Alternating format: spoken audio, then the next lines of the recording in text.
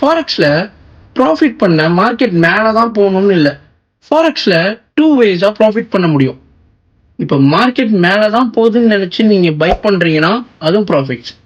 And இப்போ market கீழே தான் விழ போகுதுன்னு நினச்சி நீங்கள் செல் பண்ணுறீங்க அப்படின்னா அதுவும் ப்ராஃபிட்.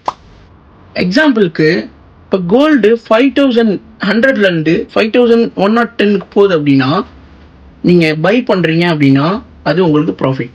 இதே 5100லேருந்து 5090க்கு வருது, டிக்ரீஸ் ஆகுது அப்படின்னா அப்போது நீங்கள் செல் பண்ணுறீங்கனாலும் உங்களுக்கு ப்ராஃபிட்.